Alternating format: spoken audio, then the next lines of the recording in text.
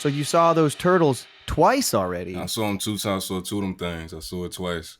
I haven't. I've been so damn busy. I haven't gotten to go see it yet, but I'm really excited. Obviously you saw it twice. It was good enough to see twice. Yeah, man, that shit is dope. The first time I saw it with Man in Hats. They came down here for Man's birthday. Nice. And then we saw it. But my roommate, both my roommates didn't come with us. One of them was like out of state, and the other one I think like had work. So after they left, I went with both of them because a lot of the stuff that happens is like there's a lot of like East Coast rap, like needle drops and shit like that in the movie. So like I was like just off that alone, y'all are gonna think this is ridiculous. And we went and they thought it was dope. One of my roommates, he like, cause I loved it. Like I really did. Like I really, really loved it. But like I think he loved it more than I do because like he texted me this morning. We live in the same house. He texted me this morning, like, man, I'm still thinking about that shit. Like, I don't think it's a better movie, but I think I like that shit more than Spider-Verse. Like he was giving me all that. And I think the shit, I feel him because I think that shit is dope. Ice Cube's greatest performance as an actor, as Superfly. Anybody that's seen that movie, I think will agree with me. He has way more charisma as a Ninja Turtles villain than he does as a cop in Ride Along. We might have some Ride Along stands listening, dude. You better be careful. Yeah, it's 2 of them shits. You know, Ride Along like broke like January records, I think, when it came out. Crazy. Because because January is just kind of like let's dump this out. Yep. Yeah. But also some things can come out of January looking really good because it's such a generally barren time for movies to come out. Sometimes if like something like last year Avatar was just tearing it up, but also Megan came out this year. Was that January when Megan? Yeah, it was in January. Jeez. And Megan did pretty good. So Ride Along, that's a huge January hit. Yeah, I guess so. I think it did like over 100, which was like crazy. It didn't for that kind of like stupid here you go movie. Like I don't think they expected it to do as good as it did. For sure. That's why they made a second one. Yeah, and without Ride Along or Ride Along 2, we do not get those brilliant sketches of Conan with Kevin Hart, Ice Cube. Those are so funny. God. The best. Those are the best, God, and we owe it to those Conan. Ride Alongs. I was just listening to Conan put out a like remembering Paul Rubens episode, and it's mostly just him talking about Paul, and then replaying the episode where he had Paul Rubens on. And man, it's a good episode. Good episode. Highly recommend if you're a big Pee Wee or Paul Rubens fan. Rest in peace. Go check out that Conan pod episode. Were you a Pee Wee fan? No, I wasn't, but my roommate is. So like he like it affected him the most. Have you seen much Pee Wee? Have you seen anything? Not like brief glimpses on Adult Swim kind of thing. Like Word. That's probably as much as I got. You got to at least watch Pee Wee's Big Adventure. Okay. Yeah, the first one in particular. It's Tim Burton's first movie, which is weird. Mm-hmm. But I heard that. It's so damn good. And he's such a funny character. Can't recommend it enough. I mean, it's like he's like a human cartoon character. You gotta check it out. And that first movie, Pee Wee's Big Adventure, truly is so good. Like I heard that second one ain't have bad either though. The Pee Wee's Big Top. A lot of people don't like Pee Wee's Big Top. I haven't seen it since I was a kid, and I liked it as a kid. I haven't seen it since. Wait, and then I never watched one. What's the Netflix one? Pee Wee's Holiday. Right. I've heard that was good too. I haven't seen that yet either, but I think I'm gonna do a little Pee Wee-thon in his honor. Ooh. Actually, those would be kind of fun for us to maybe cover on the Patreon. That's actually true. kind of a great fit for us to cover on the Patreon. That would be pretty cool.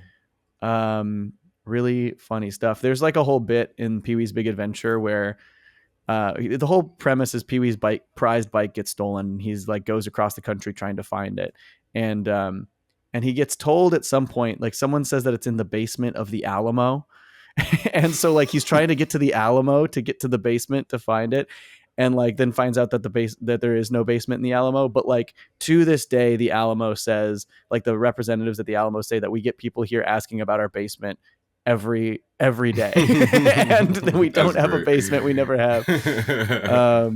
Pretty crazy. All right, You know, should we? You want to? Sorry, go ahead.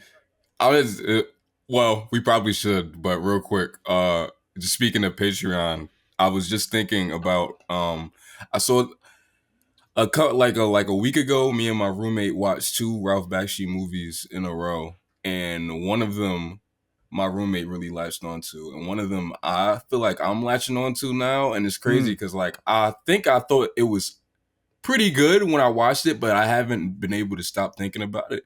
So Which he movies? latched onto American Pop, which we watched second. Okay. Right. But I latched on to Heavy Traffic, which we watched first. And Nice. that movie is weird, dude. But Well, I it's have Bakshi. no I would idea. hope it's got to be weird. Yeah. And they're two. That's the kind of, I guess that shows you the kind of director he is, because they're both like 2 completely different kinds of movies. Right. Saying that for to sure. say, both would be cool for Patreon, especially. We should. I Heavy mean, Traffic. we've got one Bakshi, and we got one Bakshi under our belt. So Right. it's yeah, seems like. And we watched Crumb. You know what Crumb is? No. Crumb is the doc on the cartoonist that invented Fritz the Cat. Oh, interesting. It is bizarre, and then and like in the first section of the movie, practically he talks about the movie, and he's like, "Fam, I tried to get them to take my name off that bullshit. Like I didn't have anything to do with that." And I thought it was because, you know, inherently you see a movie like that and you think like, oh, does he think the filmmakers went too hard? Like, you think I think he just thinks it's pussy. Like, I think he thinks they didn't go hard enough, which if you've seen Fritz the Cat, it's like, what more could they do? That's so funny. Damn. But yeah. Well, I got to check that one out. Cool, man. Cool. All right, let's cue the theme song and get talking about Futurama.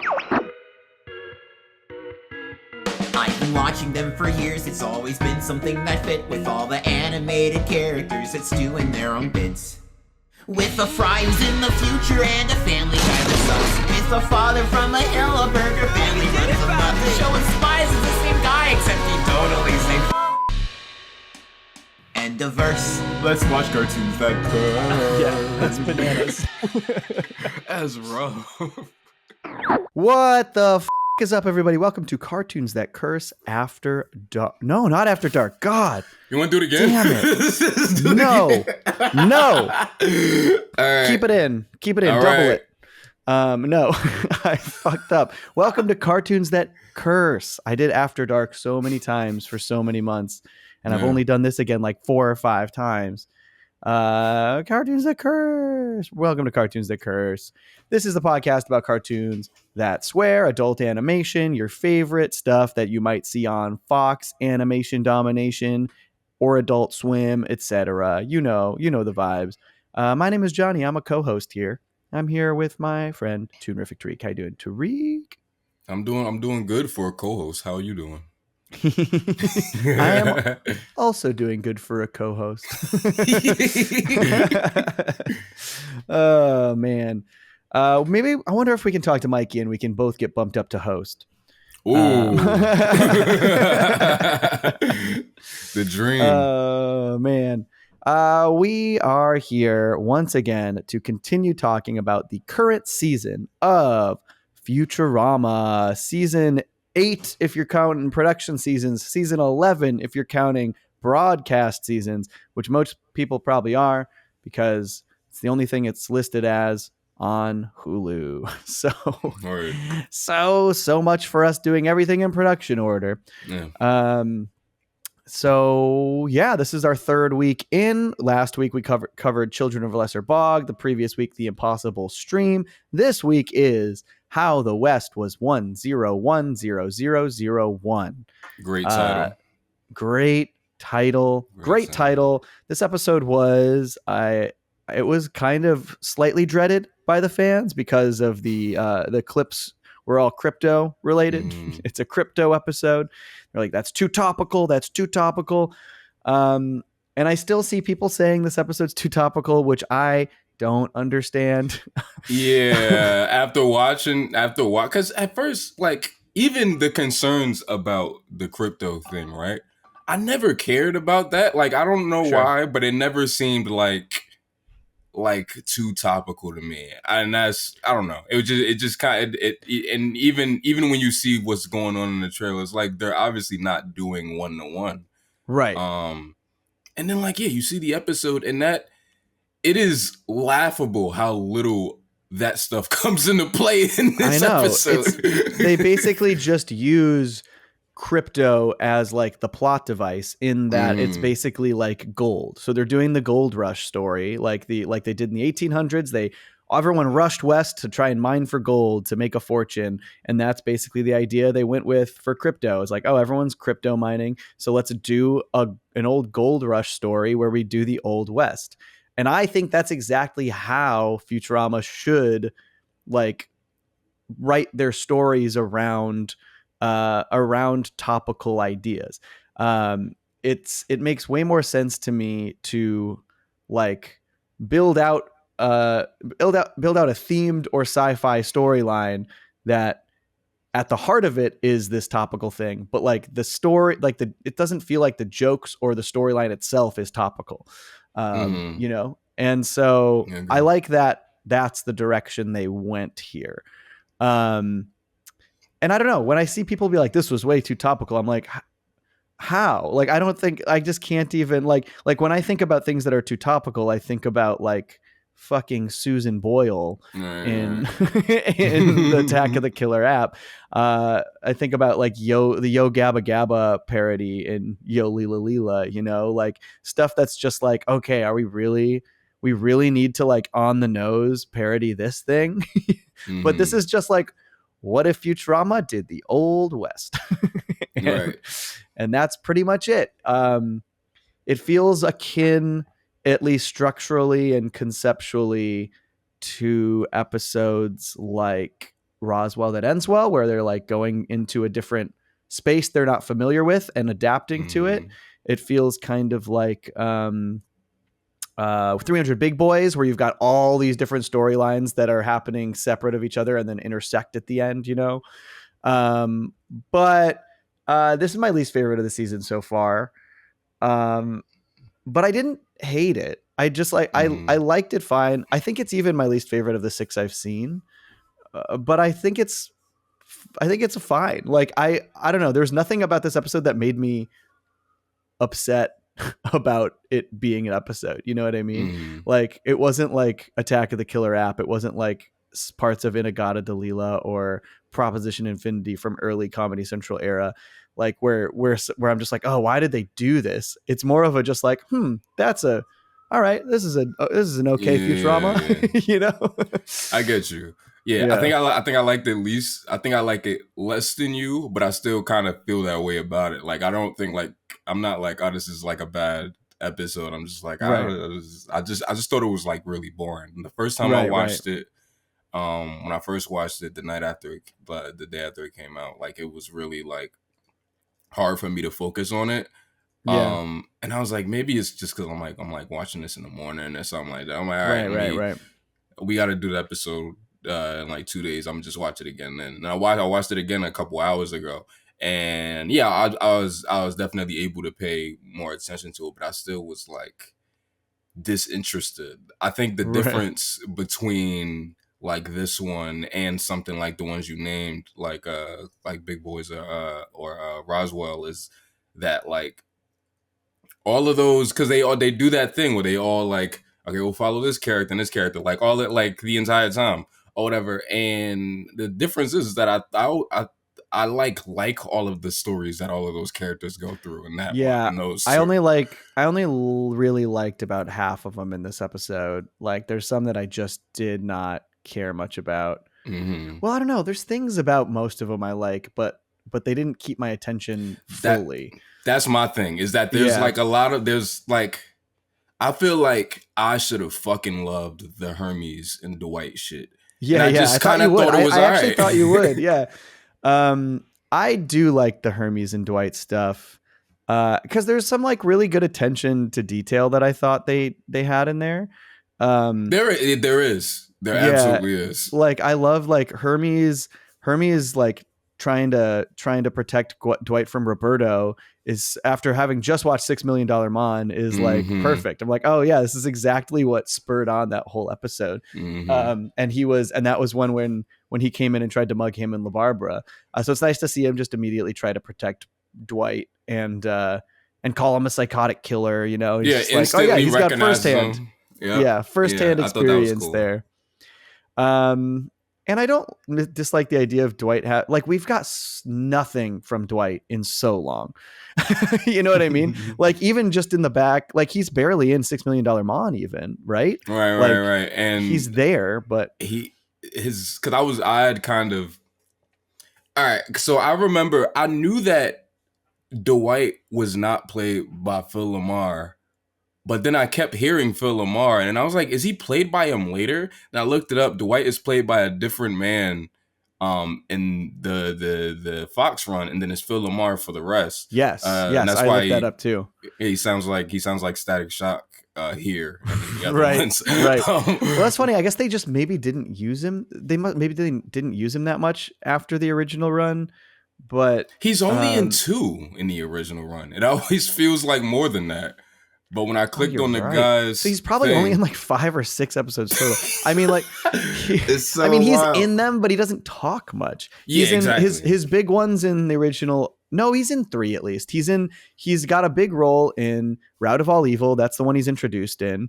He's got a big role in 300 Big Boys because it's him and Hermes with the like limbo, or not the limbo, the giant. The legs. Yeah, the legs. Yeah, and the then legs. and then Bender should not be allowed on television. He's got a big role in. Yeah, so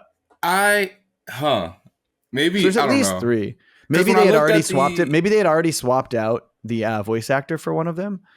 Probably, yeah, because when I was looking at the IMDb, the guy only had 2 listed. Yes, so maybe I saw like that Phil too. is one of them. Phil maybe jumped in later, and then like he's got a pretty not super substantial, but he's got a lot of talk. He's got a lot of speaking lines in Bender's game in the first half of that, where they're all playing D&D.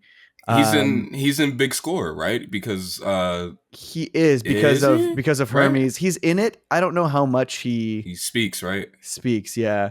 Oh, and he's like, he maybe doesn't talk much, but remember that shot in Leela's Hurdles where little Hermes and Dwight are like laughing at the same thing. Oh yeah, so, yeah. So there's at least that. Like they have him in places. And then he's like, okay, so thinking back to the Comedy Central run, the only thing I can really think of is like I think he's in $6 Million Man, and the beginning of what's the oh, it's the Near Death Wish, right? It's the one where with Farnsworth's parents, the beginning is Fry getting the delivery boy award, and Dwight and his parents are there too because he's also getting an award. Okay, yeah. It's just the opening of that episode. I can't remember. I think he maybe says something, but I can't remember. I do remember him being there. But he does, like, he did definitely sound different in this. Although also I felt like over the course of the episode, he kind of fell back into getting the voice right. You know what I mean? Yeah. Like, I feel like at first I was like, that sounds wrong. And then by the end, I was like, it's getting better. It's like pretty close. Right. Because that, like, that's what made me like question it in general was like the first line he says is cool. And then the second line, it sounds like a different voice. And I was like, wait, what the fuck is going on? And then that's what made me like, I was like, oh, wait, that is Phil. And then there's part of the episode where Dwight is putting on this like facade voice for Roberto.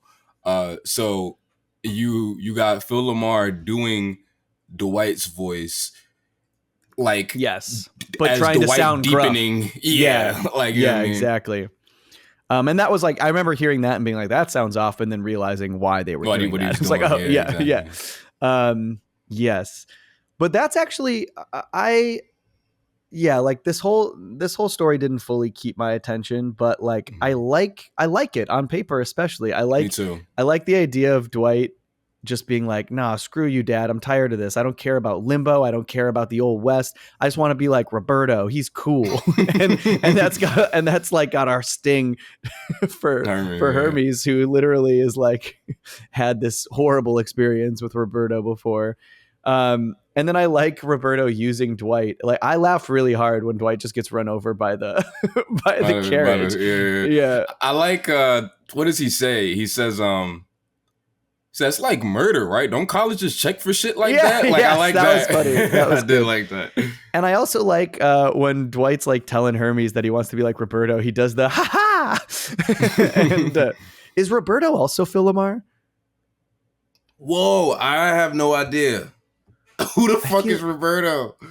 It feels like it could be Roberto. Whoa, I never thought about it. I'm gonna look it up. I think. Oh no, it's David Herman. David Herman is a great voice actor. Word. Dude, I typed in Robert on my phone because I was gonna type out Roberto, and the suggestion is J. Robert Oppenheimer. Here we are. He's back. Man. He's trending again. It's been so many years since Oppenheimer was in the news, and he's back. Oh man. But yeah, I do like. What are the other storylines? Yeah. Like we got the. There's like the one that really felt like a dud to me was Bender and the donkey. Even though I like on paper love the idea of Bender hanging out with the donkey for an episode. I don't know. They just like I wish they had gotten more of a connection between them. Like I get that. And I also just feel like I was talking to my friend about this the other day. I feel like when's the last time we had like a really good song in Futurama? Because it feels like we haven't since the Fox era, you know. I guess there's some. I don't mind a Bender's Big Score. I like some of the music in Bender's Big Score. Yeah, of course. But that might. But I don't know. I mean, I think the last. Okay, all right. I'll go a little later. I think the Seth MacFarlane intro to Wild Green Yonder. Totally. That might be great. That's one. True. That is great. That's true. Yeah. I love. That's maybe one of my favorite ones. Yeah. But it's a little different. It's like the intro sequence song. Mm-hmm. They write this whole intro sequence. It's great. But it might be the last one. I think that might be the last one. Yeah, and I don't remember liking any of the stuff they did in the Comedy Central era musically. And this one was another one where I was kind of like, whatever. I like the detail that he still has that same guitar from the whole 40% Lead Belly episode we just watched. That's nice. And I do like the animation of like when the donkey starts kind of like singing along. Like I like the donkey's face when he's singing. He's like got a good smile. But I don't know. It's just a weird storyline that didn't go particularly far. And then let's see. Amy didn't really have much. She was just panning for gold with Bender's ass the whole episode. Right. Fry is reading. Fry is reading, and Fry is trying to be the Borax Kid's like buddy. Sidekick. He's trying to be a sidekick. Yeah. Which I actually like. I think this is probably the most I've ever cared about the Borax Kid in any of these. Granted, they've only shown him a few times, but like I was also noticing because I went back to watch all of his scenes in the Comedy Central era, which is where he's introduced. And the first one is that Newtopia episode, awful episode that I really hate a lot. Stinky.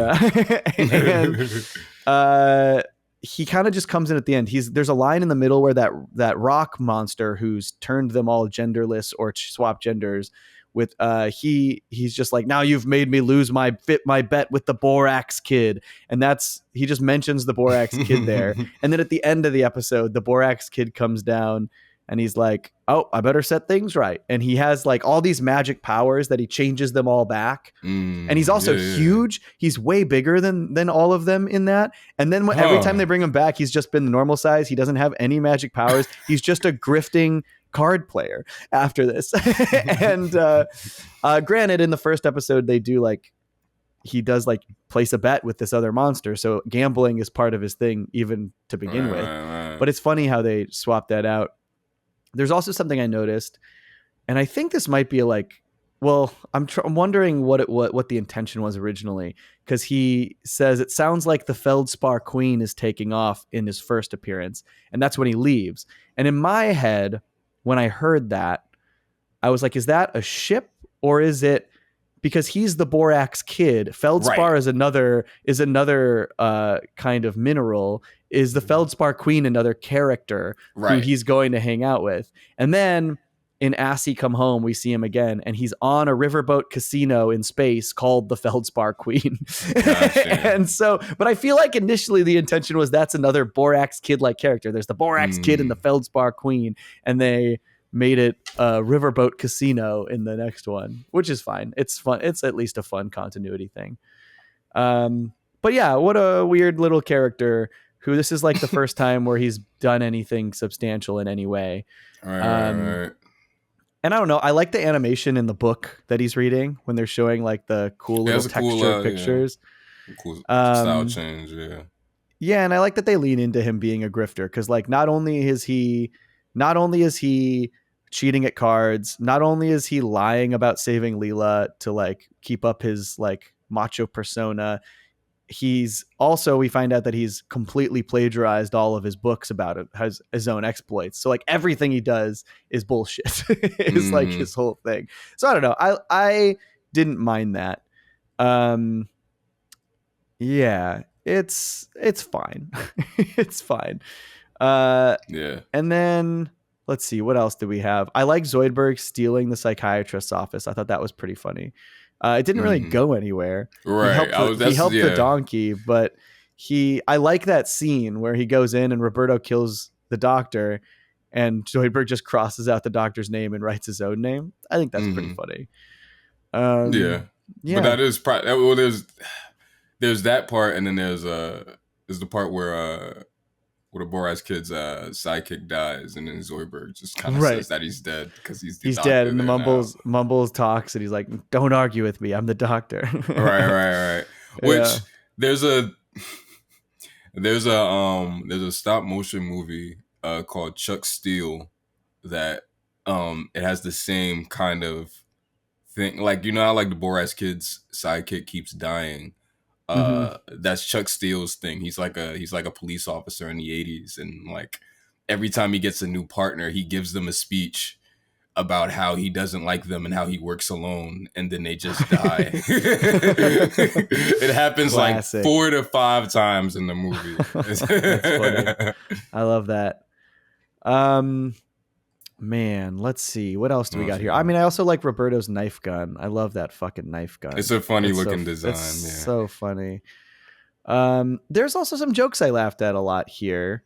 Like, I like when Dwight calls Limbo stupid, and Hermes goes, "Limbo stupid? Where did I go wrong?" And the professor goes, "Probably when you took up limbo. From what I'm hearing, it's stupid." Just stupid. I like that. It's pretty good. The professor does a callback to the pilot. The pilot. It's I like not that. Only is it the pilot and the second episode. And it was set up in the first 2 episodes to feel like it was going to be a catchphrase runner, and they only use it twice and never again until here. And it's like, and and I am already in my pajamas, which I'm glad, because I always thought that joke was so funny. It is funny, and I liked how shoehorned in it felt in the second episode. Like in the second one, he's looking through a telescope and he sees Leela and Fry like running away from something. And he's just like, I should do something about this, but I am already in my pajamas. I hope they keep it up. Which is actually interesting. We should talk about this real quick, because I didn't notice this until after I made my video. This episode is written by Ken Keeler, but he did not have the writing credit. He wrote this episode under a I was looking. I'm like, I didn't know who that was. The name that you popped want to know, up. Dude, it's gonna blow your mind. First of all, Ken Keeler also wrote The Series Has Landed, so that, and in the commentary for that one, he talks about how he wants that he was like, he thought that was going to be a runner of a joke. So I like that he wrote it in here. Yeah, it's funny. So he wrote his name Nona di Spargmente or whatever. That is literally just, he wrote non-disparagement. like it's a non-disparagement agreement. So I'm like, does Ken Keeler hate what he wrote on this episode and didn't want to talk shit about it? So he wrote that he wrote his name as non-disparagement because he didn't want. Oh my god! I know. It's crazy. I want to know more. I want to hear more. Oh man. Which is so interesting. As far as the reception to this episode goes, though, it seems to be very split. Like I feel like I'm seeing, well, you've got the people who are saying it's too topical, who I think are wrong. Like, I don't mind you not liking this episode, but I think I don't think you understand the issue with topical stories if you think this is too topical. You know what I mean? Yeah. Like, whatever nothing that, about this. Yeah. Whatever that COVID thing they're about to do, that might be where they can get that exactly. out. But like, and I don't even think that looks like overt a little bit. Like, but this is I don't even anticipate Zap gets canceled as being too topical, because people getting in trouble for doing bad things is not topical. It's just the term canceled that's going to be the topical aspect, you know. I saw something, I don't know where, I forgot where it was. I think it might have been that like featurette cast thing they did, but there was footage that I think that I was like, I think that's from that one. And they have like a scarlet letter C on their chest for cancel. I already think that's funny. I already think a scarlet letter C is funny. So like, I'm not that worried about that one. And also Zap is so funny. Like it's gonna be a Zap heavy episode. And it's gonna be Zap doing things he shouldn't do. It's gonna be funny. It's gonna be funny. I think it's gonna be a good one. Mm-hmm. COVID episode, I'm worried about. We will see. I'm a little bummed that like out of the 6 I've seen, those are 2 that I haven't. And I'm like, oh, so I know, you know, like those are 2 that are just so, I was like, I just wish I had those ones in my brain already so that I could know whether or not. Right. Yeah. Man, let's see what else we got. But yeah, you were saying though, like there's 2 different kinds of people that don't like this one. And it's the I think it's topical. Yes. There's that, and then there's just people who just didn't like the episode, which I think is fine. I do think like there's aspects of it that don't come together. Some of the storylines are flimsy, but there's a lot of people saying it's their favorite of the season, and I think that's partially because this episode doesn't rely on, the first one relies on not only the end of Meanwhile to kick off the storyline, but the whole premise that the show has been rebooted, and then the second one relies on a previous episode storyline as a follow-up, and you know, kind of clumsily does some exposition there. So I think people like that this is so on its own. It's just a Futurama story. There's nothing that it feels like they're trying to build on to like win over the audience. It's just kind of its own Futurama story. So I don't know, it's interesting. This whole, this season definitely has people who are like, oh, I've given up hope already. This is terrible. They should never have brought it back. But that's exactly what happened last time. Like it's just history fucking repeats itself. And when I look at the first 3 here versus the first 3 in the Comedy Central era, I still think these 3 are pretty much all better than the first 3 in the Comedy Central era. So, you know, we'll see how it shakes out, but I don't know how anyone could look at these first 3 and just be like, oh, this is a disaster. They never should have done it, when that's exactly what you should have been saying last time then. Right. I don't know. It's also interesting how people perceive the Comedy Central era. I think people who started the show after that era started don't feel much about the difference between the eras, you know, which is weird for me. I don't know how to recontextualize the show for it not to exist in these clear eras for me. Yeah. Or to be finally in tune with the audience's reaction to what was happening when it all came back. So it's just interesting how mixed. I mean, it's like I think I'm seeing more positive than negative, but the negative is like people who really dislike it, you know.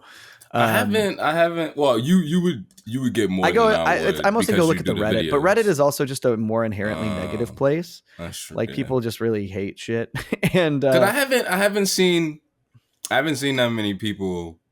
I've seen maybe 2 or 3 people in the wild say like, "Oh, this shit sucks." Everybody else just kind of seems to like it. Right. Damn, it's from what I've seen. But again, I haven't seen anybody talk about this one.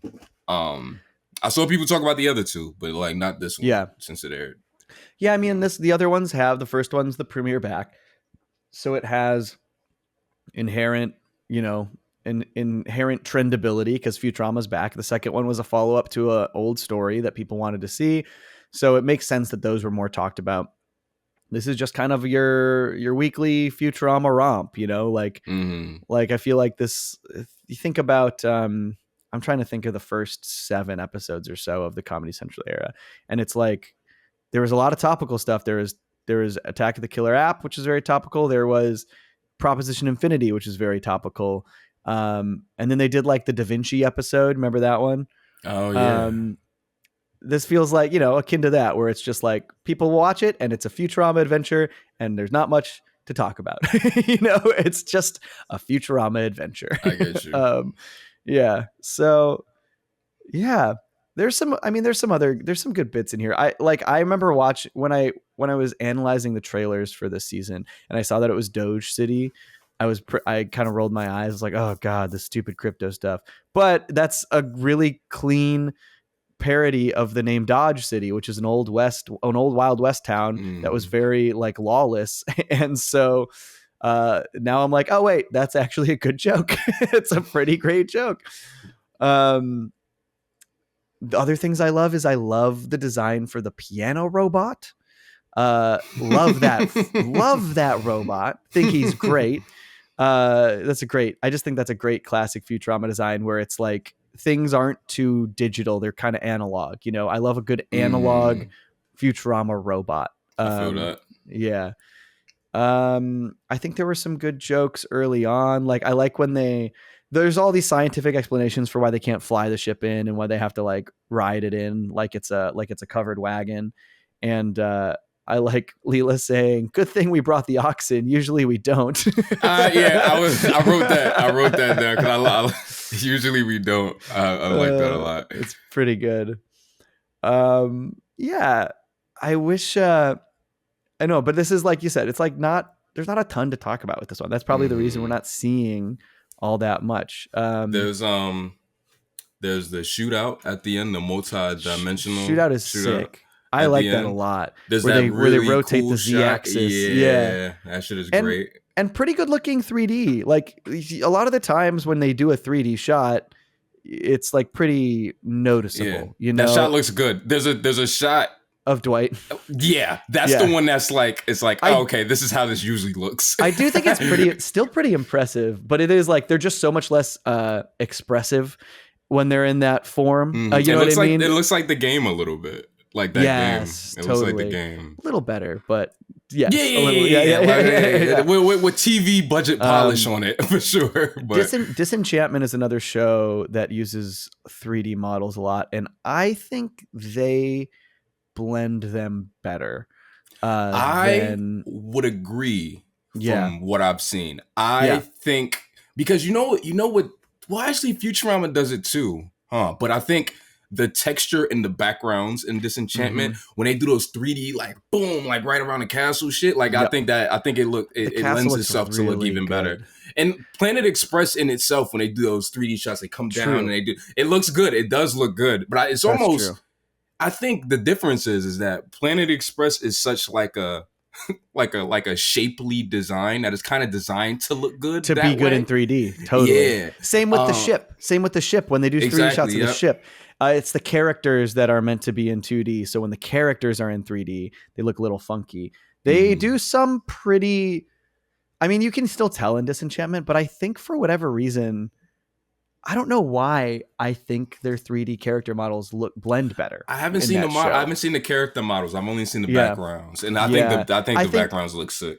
I think they also make an effort to not have them up and in your face too much so that you can really see the difference. You know what I mean? They like they hide the faces effectively, so because that's the real giveaway. It's like live action when you're doing a basketball movie, but the actor can't play ball, so you gotta have somebody come in and play ball for him. You can't hide. You gotta hide his face and shit. It's exactly like that. That's probably what they said. That's probably what they referenced when they said this is how we got to do this. That's it. We make in my house. We make a big deal about when stuff is in camera. Like in camera basketball, or because it's definitely cooler when you're like, he so did that cooler. Shit. Yeah, you know what I mean? That's right. That's exactly right. Man, let's see what else we got here. You know what I just caught on this rewatch? When they come into town, I only because I heard it and didn't catch it. They're coming into town. They're going through, and I heard a meep meep.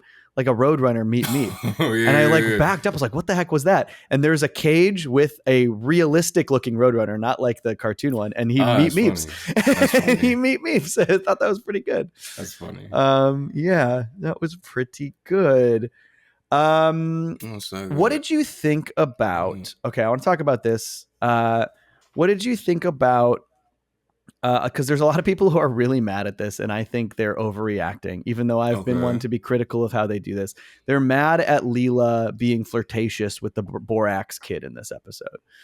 And is she really flirtatious? I thought she was flirtatious to the degree that like her job in this episode is she is like working at the tavern / brothel.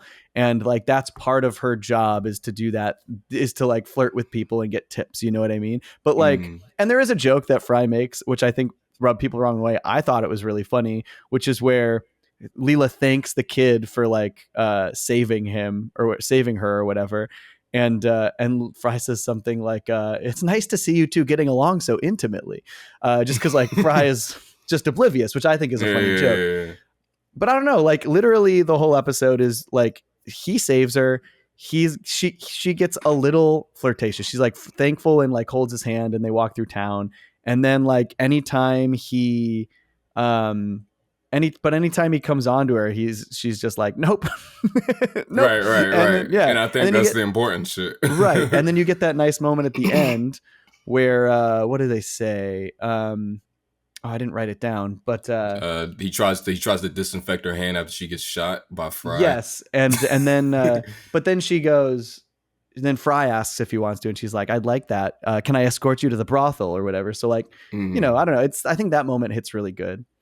But yeah, that's interesting, and that's the other part of the story. So Leela basically kind of becoming a sex worker in the like supposed to be, but then her whole thing this episode is like like not wanting to go to the brothel, which I think is fine because that's in character. Like she's with Fry, they're exclusive.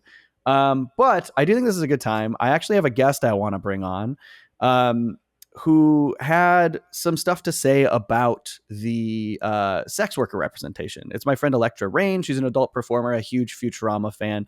She's really cool. And she hit me up and was like, hey, I really want to talk about this. Do you have any platform where I can talk about that? And I was like, why don't you just jump on the podcast with us for a little bit and we can go over it. So we're going to just throw to that real quick and we'll talk to Electra for a little bit and then we'll be back. Well, welcome Electra Rayne. Should I start interviews by saying what the is up like I do at the beginning of the podcast? Or we'll just start here. What the is up, Electra? How are you doing? Oh, I'm good. How are you? Doing great.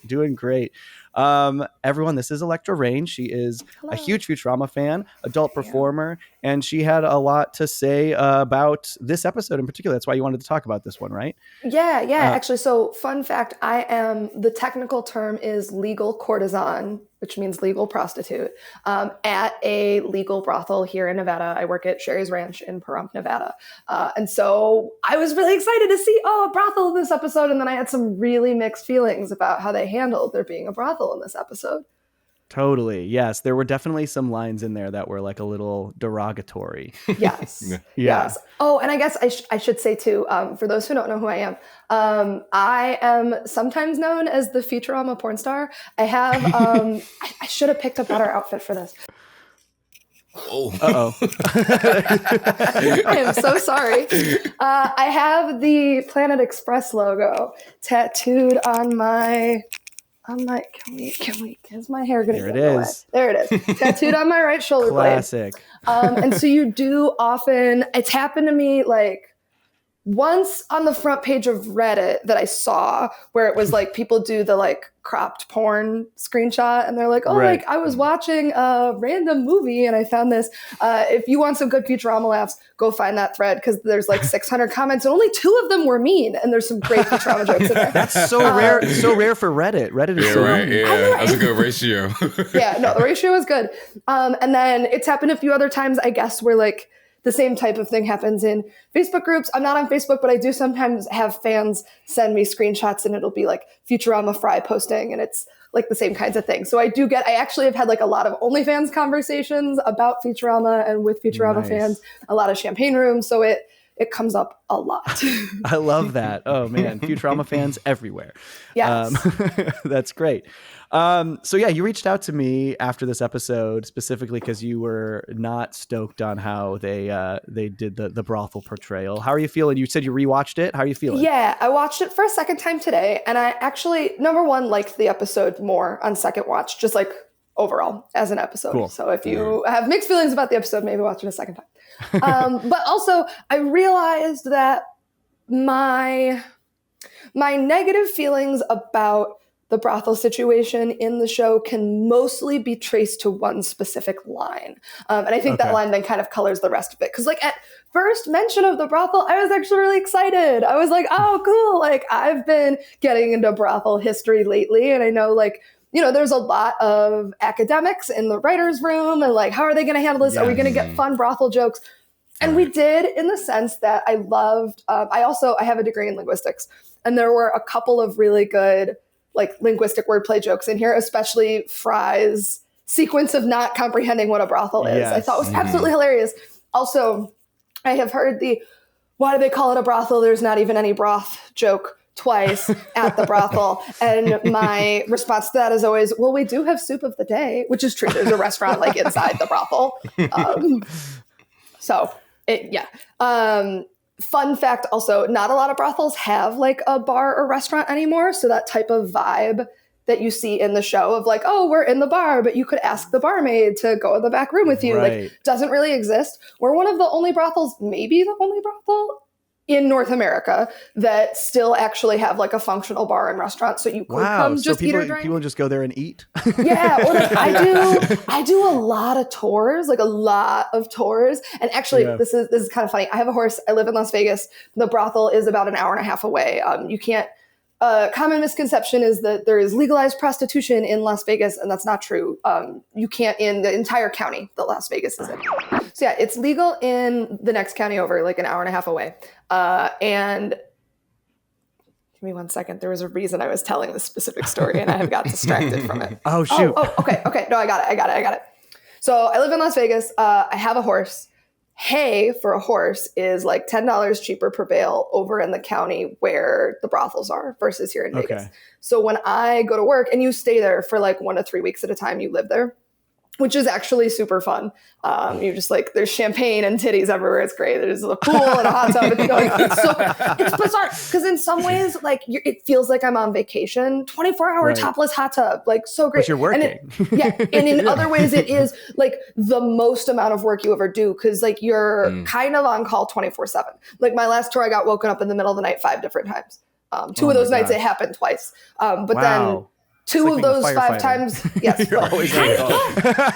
We are like really hot, sexy firefighters, basically. Yeah, super cool. So when I go out to work, I bring my van and I buy hay out there and I fill my van up with hay. And that's also where I like take my friends to go smoke weed in my van. So it's like me and a bunch of hot friends with like a little star lamp in my van in the middle of the desert. Super cool.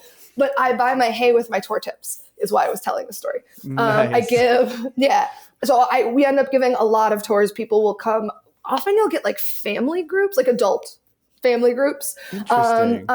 People that just want to come and like eat lunch or eat dinner and grab a drink and get a tour of the property, which is fun. I'm chatty, I'm talky, so they'll like assign the tours to me and I like make them laugh, especially when people are like a little uncomfortable. Totally. But it's super cool.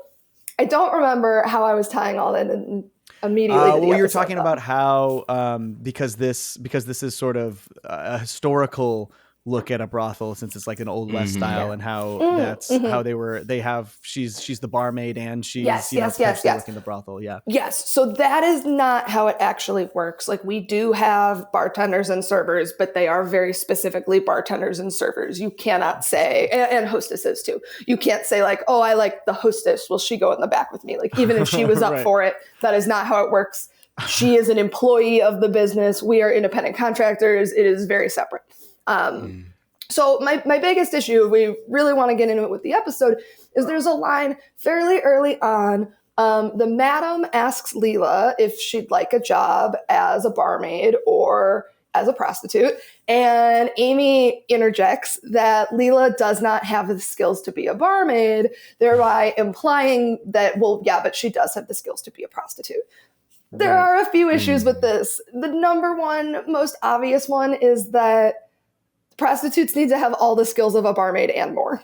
Like, Right. you do. You, like, if you're you still need to be able to charm the clients and get the clients to like you. And then also, like, realistically, like, if someone books an hour, they're not going to be fucking for that entire hour. Like, what? So you need to have good, like, entertainment skills and get along well with people. And often you are, like, carrying a lot of things, and because you have your, like, bungalow party basket, and then you do get food in your room and all of these things. So that is just, like, simply doesn't make sense, and was pretty disappointing, I think. I think that, like, right when Futurama first came out, like 20 plus years ago, that was like a super common attitude, like, oh, whores don't know what they're doing and are stupid, and they do it because they have no other skills. And there's this kind of, like, pervasive attitude about sex work that I started stripping in college, and I've been, like, when I was 19, and I've been, like, so I've been very intimately familiar with this attitude that, like, oh, it's easy money. You don't need any skills. It's easy money. That's not true. What people, I think, are trying to get at with that idea is that it is accessible money, in the sense that, like, you don't need a degree to do it. You don't need to have gone to a specialized training program. I was able to work, like, just a few nights a week while in college and pay for school and pay my rent and everything in a very flexible way that I wouldn't have been able to manage. If this was, like, right back when Futurama had first started, if we were 20 plus years back, I think that these types of ideas were really pervasive, and, like, I'd kind of get it. It would feel dated in a way that's really understandable. And instead, it felt dated in a way that, like, I don't know, so many shows even know, like, oh, we don't call them prostitutes anymore, we call them sex workers. And to be fair, the use of the word prostitute in this episode was not inherently offensive to me. It largely made sense, although I will say they wouldn't have said prostitute in an Old Westy time. What would either. they have said? They probably would have said courtesan, which is, like I said, our, like, official legal designation. Like, every 3 months I have to go to the sheriff's department for Nye County, and I get, like, literally a physical card. They take your fingerprints and your ID and all these things, and your card literally says, like, legal courtisan license up at the top, and there's a picture in it. Yeah, I'm, like, I am a legal and licensed prostitute. Cool. Yeah. And, it's really funny how the different sheriff's departments do it too. I don't know how the other Nevada counties do it exactly. I know there are cards, but I've only worked in Nye County. But for Vegas, to be a stripper, you need a sheriff's card. And for Las Vegas itself, it says non-gaming entertainment license, because if you were in a casino, it would be a gaming license. Right. But for North Las Vegas, it says sexually oriented business employee card, which is not accurate because we're not employees, but is just like a fun, right? All that is to say, the use of the term prostitute did not bother me in the episode, but I do feel like perceptions have changed, and I guess maybe that's on me for hoping that they would have changed too. But then also, this same line was upsetting to me as a Futurama fan, not even as a sex worker, because we've seen repeatedly, most notably I think in Indigada Dalila, that Amy is a huge slut and proud of it. And, like, I love, that's part of why I went to school for physics and linguistics. I have degrees in physics and linguistics. So I've always, like, Amy has always really resonated with me in this, like, oh, she's a physicist, but she's also a slut. Like, I love her. I love it. She has a signature color. I have a signature color back here. Like, so that was really disappointing. And even by the end of this episode, when they walk in the back room, but before they see the robot heads, Amy says, "This is the worst brothel I've ever seen." Right. Implying that regardless of if she was working or she was going as a customer or maybe going for a tour, I don't know, she's been in brothels before, which absolutely fits her character. And so to make this comment about how like, oh, there's no skills, it's so shitty, ha ha ha, like that's disappointing. It's not true to the character. Yeah, it's interesting because, you know, like Futurama, obviously a lot of the writers are a bit older because they still have a lot of their original writers, and you know they're getting pretty old these days, those guys. Yeah. And also Futurama, as good as it is, it's always been a pretty male dominated writers room. They've had some women in there, but it's like it's been a lot of men. I think this is the most women they've ever had in the writers room is for this new season. But yeah, it's interesting to see how those things might change. Obviously here they missed the mark again. But and this was episode written by Ken Keeler, so that tracks. He wrote it under a pseudonym. We talked about that a little bit in this episode earlier. I don't know if it's that he that. So yeah, we'll tell you this. We mentioned it earlier in the episode. He wrote it, his name listed is Nona D. Spargment, which basically is just non-disparagement. So I don't know if he hates this episode and that he wrote it and he's like, I don't want to like say anything bad about the episode I wrote. But yeah. That's bizarre. How do you know it was him? Because he's listed on IMDb as he wrote this episode as this name. Weird. And I think previously when there's like all these electronic registry websites that list titles of episodes that are registered with like the WGA, and this one was listed as him previously, and now it's this other this non-person. It's non-existent. I know, he's never done that. He's never done that before. That's bizarre.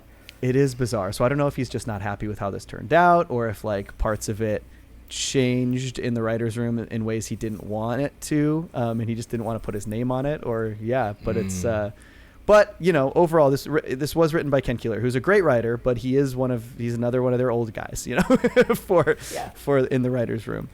How did you feel about the episode overall? You said you liked it better the second time. I did. I thought it was really fun. The first watch through, you noted this in your YouTube video, and I had as I'm watching your YouTube video, I'm like, is he going to say it? Is he going to say it? And you actually got out pretty much all of my thoughts on the episode as a whole. The fact that they used the real names of the cryptocurrencies was like huge. Like, it kept pulling me out of the episode. Like, actually, my one disagreement with you in there, and I said this to my wife as we were watching your video last night, you said something about like, oh, but it's a small problem, this episode, blah, blah, blah, and we paused it, and I was like, I do not think it was a small problem,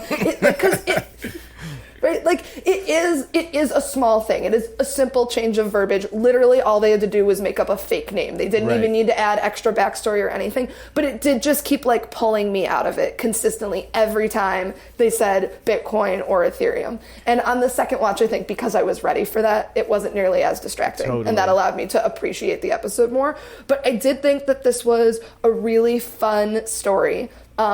Really, I think, like, there's a few other minor tweaks I'd make, but I think if you cut the song about Bender and his ass, I love that plotline, did not like the song, or make it like the first two lines and then cut to something else, like imply that he's singing this song. We don't need the fully produced number. You can only say ass so many times and have us still giggle in that song. Right. If you cut that number, if you cut Amy's line, the really anti-sex work one we just discussed, and you give the cryptocurrencies new future names, I think it's a pretty good episode. Yeah. Not one of their best ever, not some amazing masterpiece, but it is fun. I like the Old West thing. I like that they took this very contemporary cryptocurrency idea, but then with the thallium, they went like a little bit to the side of it. I loved the six-way duel at the end. I loved the brothel wordplay joke. I loved the taint even worth melting down wordplay when they're his ass. His ass yeah. I didn't even catch that one. I didn't even catch that one. That's hard. I watch with captions on. And I think sometimes I watch everything with captions on. I have some auditory processing issues, and I think that was one of those ones where had I not seen it written out, I probably wouldn't have caught it either. But to literally see taint on the screen, and they did use an apostrophe, but I still caught it. Taint even worth melting down. I like that. That's funny. That's a great joke. Wow. Yeah. I did not even. I didn't process that one either. Amazing. It was a subtle one. It was good. It was good. I did like this episode. It's probably my favorite out of the season so far. Oh, really? Interesting. Whoa. Yeah. Well, because Johnny, you and I talked a little bit about this. Yeah. The first episode felt to me, I didn't like the literal plot of the episode, but I thought the writing was really good. Yeah. It felt to me like a Comedy Central era plot with Fox quality writing. Yeah. And I was like, I'm going to give it to them. It's the first episode. They want to really address the change to streaming. Right. That's fair. It left me very excited for what the rest of it holds. And then the second episode felt like a flip. It felt like a Fox quality plot, this like really great instrumental plot, and I did not like the writing. And the fact that they repeatedly, you also had noted this, the fact that they like repeatedly were acting like nobody remembers what happens at all, that also just took me out of it, made no sense. Then they had to make the characterization weird. It felt like it really messed up what could have been this really telling plot. And actually, I was saying this to a friend of mine, and he had such a great idea for how they could have fixed that. He suggested that instead of like retelling all of this stuff, if an episode connects to a previous episode, they could just have a little cold open clip that's Morbo yelling at you about what episode you need to go, pathetic humans, go and review whatever episode, which like feels a lot more on brand than what they actually did. Like, we even see the iPhone clip and the other characters are there in the iPhone clip. Didn't make any sense. It's ridiculous. So that one was a mess for me and was kind of heartbreaking because I was also looking forward to the follow-up on this storyline, and it just felt really mishandled. So then this one, like, obviously I have my qualms with it, but overall just felt like a fun, silly story that I appreciated. And so, like, overall, if you average everything out, I think that makes this one the one I enjoyed the most so far. That's pretty much how I felt about it. This is probably my least favorite of the season, but I feel the same way about the other two episodes as you do. I guess it just kind of comes down to what aspects of those episodes you're most drawn to and you most appreciate as a viewer of Futurama. Because I thought the first one was really funny, but it was also too on the nose. The second one is so lovely and heartfelt with a lot of clumsy expositional problems, and this one I'm just like, this is just a solid Futurama. Like, this is a Futurama story. Great. Wow. I'm so glad we had you on. This is so good. Do you have any other thoughts about the season as a whole, or about this episode, or we definitely need to bring you on when we change our format up? We're teasing. We haven't teased any. We haven't told our audience what our new format's going to be yet, so we're still just teasing. But we'll have to have you back on when we change that over. No spoilers. And no spoilers, but I'm happy to come back anytime you want. Cool, great. Do you want anything you want to plug? You want anywhere people can find you?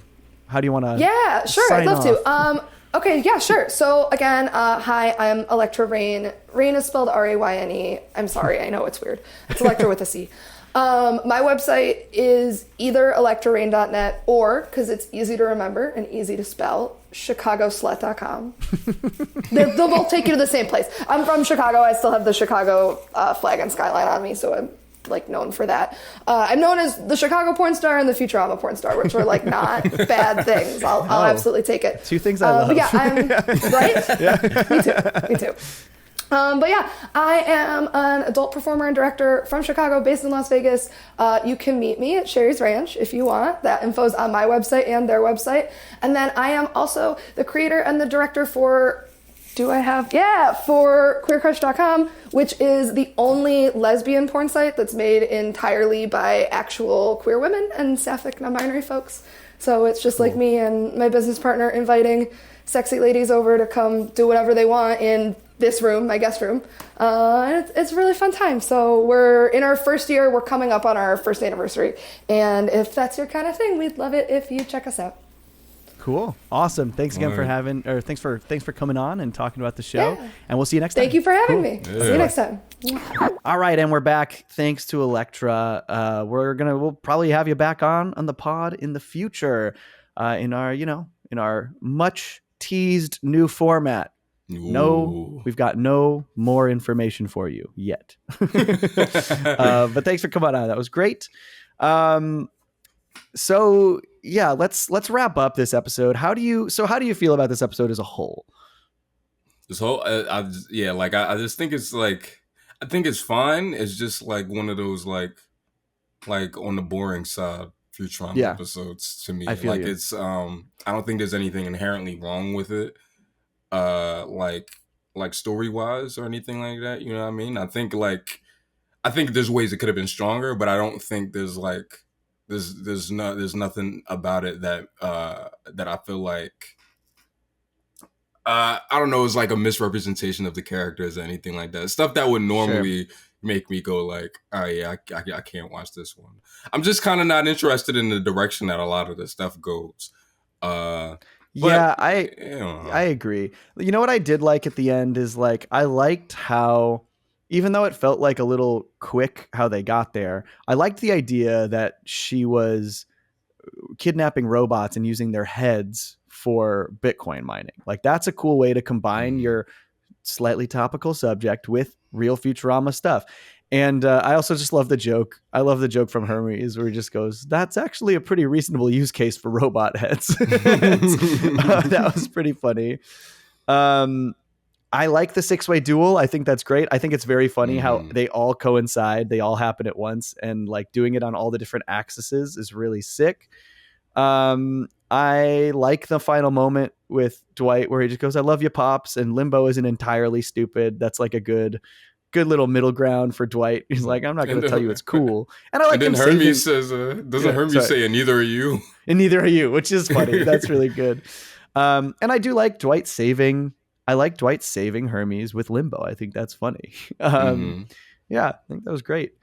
Yeah, but I understand why like this is kind of a slower episode. It doesn't feel like all the stories coincide in the most satisfying way. Like I feel like the end of Roswell that ends well, everything just comes together, you know? And same with 300 Big Boys, like the big fire sequence at the end of 300 Big Boys is like, I think that stuff all ties together great. Man, that shit where Fry is like zipping around, it's so funny and it's earned and everything. It's in so 300, good. It's so I know. funny. I love well, it. the shot that kills me every time is because he looks so disheveled and ridiculous from all the coffee drinking, and then as soon as he gets that 100th cup, and he just like looks radiant like an angel and just turns so and funny. Smiles. It's so funny. I love it. It's so good. Oh man, what a good episode. I think there's some good stuff in here. I think there's nothing in this episode that like really bums me out. Oh my God, my dog's freaking out. So let me, hey, I forgot she was on your lap. yeah, that's right. She was good the whole episode. All right. I think, I don't know, like it is like, this feels like a very middle of the road episode for me where, and you know, it's like, I feel like you look at these first three and I've got very different things I like about and very different. Ponyo, you gotta dig up my bed. What are you doing here? I've got very different things I like and dislike about all three episodes so far. Like the first episode I thought was very funny, but I do think it was too on the nose storyline wise with the reboot. The second one I thought was a great emotional story that fumbled some of its exposition a little bit. And this last one I think is like a solid middle of the road episode with some good ideas, that aspects of it don't all come together in the strongest way. You know, like none of these episodes have been perfect, but they've all been solid. And, right. And nothing, there's not like, I haven't watched any episode that's just made me be like, oh my God, why did they do this? You know what I mean? But I guess that also begs the question that I keep thinking about this now. And, you know, like I've seen the first 6 and I and I like all six, and there's one in particular in these six that I like the most for sure, and we haven't seen it yet. But that being said, with the Comedy Central run, it felt like that first stretch we had some really bad episodes, some real middle of the road episodes, and some really, really good episodes. And so, like, would you rather have Futurama return and just have a solid baseline of consistently good but not great episodes, and have 10 of those? Or would you rather have a handful of really bad ones and a couple absolute top tier bangers? I think I'll go.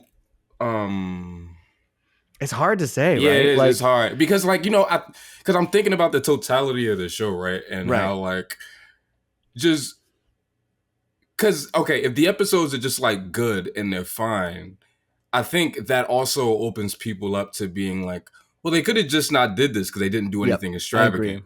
But it makes it harder where, like, if you say, like, oh, they shouldn't have fucking did the Comedy Central ones, but it's like, no, but you lose the late Philip J. Fry, you lose Lethal you know what I mean? Inspection, Like, you use Near Death Wish, you lose Game of Tones, you lose Overclockwise, Stenchability. Like, that's where I'm at. Like, I'm gonna need an episode that blows me away. Like, I feel like Lesser Bog was so close. Like, Lesser Bog, if it had just handled its exposition stronger and didn't do that stuff with Leela that bothered me, like, I think I could have come into the second episode and been like, all right, this was worth it.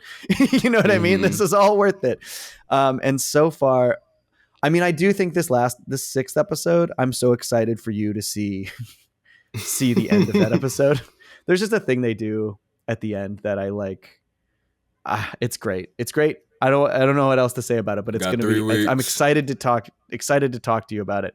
But, like, I don't know if it's a thing that makes me be like, this was all worth it. You know what I mean? Like, it's like a nice thing they do. And then, so yeah, I don't know. I have 4 more to watch this season. There's 10 more coming next year. I'm really hoping that we just get one of these absolute top tier bangers, like Lethal Inspection, late Philip J. Fry, that kind of stuff that is so good that everyone is like, all right, thank God we got this. It's all worth it. You know, like, that's exactly what late Philip J. Fry felt like. Even though Lethal Inspection, I think, is that way, there were some people who weren't as high on that one. Some people were like, well, the ending was good, but the rest of the episode was fine. It was just fine. And I kind of felt I really like Lethal Inspection, and it's grown on me more and more as time's gone on. But it wasn't until late Philip J. Fry where I was like, okay, this is like, thank God it's back. This is incredible. And that won an Emmy. That won them a damn Emmy. Right. So we will have to wait and see. Yeah, man. Yeah, it's gonna be interesting. You know what this episode made me start to think about? What? God, I've been thinking about it a lot recently. I don't really know why, but this episode for some reason made me think about it even more. I think Futurama looks the best in 4x3, and I don't really have an answer why. I think that's like the best version, like best looking version of it. That's something we should also talk about, because there have been a lot of people who are saying they think this new chunk of episodes looks kind of cheap. I agree. I don't think it looks. I mean, I don't know. Like, when I started, I was like, oh, this just looks like it used to look. But it does feel like they're doing less dynamic stuff. There's less character acting is what I'm realizing. Yes, and like totally. There's less variations in the in like expressions and stuff like that. Yeah, I'm wondering if their budget's just smaller on Hulu. I think it has to be. And there's no way they're paying the amount that Comedy Central but Comedy Central was already a lower budget. And like, I guess that's the other question is, like, I think Comedy Central era took took some of the budget out of the writer's room. Maybe this era is like, well, let's get the writer's room to be substantial and we'll take it out of the animation pipeline. But I'm also looking at like, I'm looking at the timeline from when they must have started animating, because they did their first table read about a year and a half ago. And so these episodes were probably done. It feels like the animation cycle for these episodes was quicker than, say, something like this newest season of Disenchantment that's about to come out. If you look at the trailer for the new season of Disenchantment, looks incredible. Like, just stunning. It looks amazing. These are the same people. Like, these are the same people making these shows. And so I'm just wondering, does Netflix have more money invested in Disenchantment? Did they have more time and to put the effort into to work on that in the animation pipeline? And is Futurama suffering a bit from a little bit of a lower budget? You know, hopefully they're maybe maybe they're putting a little bit more time into certain episodes to make them really look great. Yeah, that could be it too. Yeah. You know what I mean? You don't know. But I noticed it, like, I want to say like within the first 2 minutes of the first one. Right. But I was like, I don't want to be that guy to be like, they aren't fucking moving. Like, you know what I mean? Family Guy fan. Who cares if they're not moving? So like, I was like, the show had good character. It had good character work before, good character animations, and so. And that's what leads me to believe that it's like, I think you're right. I think it could either be a budgetary thing or a timeline thing or both. To be honest with you, less budget and less time means less time to like fix like corrections and stuff. There's like a lot, especially in the first episode, there's a lot of parts where like Bender looks wonky, or like in this one there's like a couple things they do with the professor's design where I'm like, that's like off model, like they normally wouldn't do that. Leela has a couple shots. She looks a little wonky in this one too. Right. Yeah. If they had more time or like more budget, they just be like, hey, go fix that. But if they can't do that, it's like, all right, whatever, that'll do. Let's just keep going to her and finish it. Right. You know what I mean? Yeah. It'll be interesting. It'll be interesting to see for sure. I'm really excited just to see. Well, I mean, we'll talk. I mean, I also have to like, I feel like I have to go back and rewatch these other three that I have access to and like take a look at the animation in particular. Cause I feel like it wasn't until I've been rewatching that I've really been noticing that I'm like, oh yeah, this doesn't look as dynamic. There's a lot less going on here. Yeah, we'll see. I'm excited to keep talking though. Next week is Parasites Regained, the pseudo follow up to Parasites Lost. One of my favorite episodes of the whole show. I fucking love Parasites Lost, and I'm excited to talk about it. I got a lot of thoughts about it. There's a lot going on with it, and I think it does some cool stuff. And I don't think it's what people would expect a follow-up to that episode to be, and I think that's good and bad. You know what I mean? Okay. It's like we'll see. I think people who are hoping they'll bank on the nostalgia of that episode will be disappointed, because I think they just kind of do something new. They kind of do something new with similar ideas is how I'll describe it. Copy. But I'm excited. I'm excited to talk about it. I'm excited to talk about all these. You got anything you want to plug or talk about before we go? Monday Monopoly again. Monday Monopoly. Doesn't stop, doesn't quit. Help fund the only problem with Monday Monopolies is it's monopolizing your goddamn Mondays. We can't record. That's true. It is. It definitely it's cool. It's fine. They need to invent another day that starts with M, and then I'll move it. All right. Yeah, I don't know. I just put out a video about Ike. I think it's pretty good. Go watch it. By just put out, he means like like 10 minutes before we started recording. It's true. It was I literally. I I literally texted, "Hey, can we start in 10 minutes because I have to post this video." Cool. I want to hear. We want to hear what you guys have to say about this season. Let us know in the comments. What do you think about this episode? Where does it rank in your 3 so far? How do you feel about the show looks? How do you feel about it being written? How it's being written? Give us all your thoughts. We'll argue in the comments. Just kidding. Thank you to Electra Rayne for coming on here to talk about your episode, this episode, and the concerns with the episode you had. And thank you. Should wrap up? We should wrap it up, huh? Yeah, and with that, I want to thank Carrie Feek for our artwork. I want to thank Jake Neutron for our theme song. I want to thank Michael Yunez for executive producing, editing the podcast, and co-hosting After Dark. We will be back at After Dark soon. We promise. This last few weeks have been a whirlwind for me life-wise, and I've been getting my videos out on the show and our podcast out. It's just been a lot, but stay tuned. We'll have KFP 2 and 3 coming up.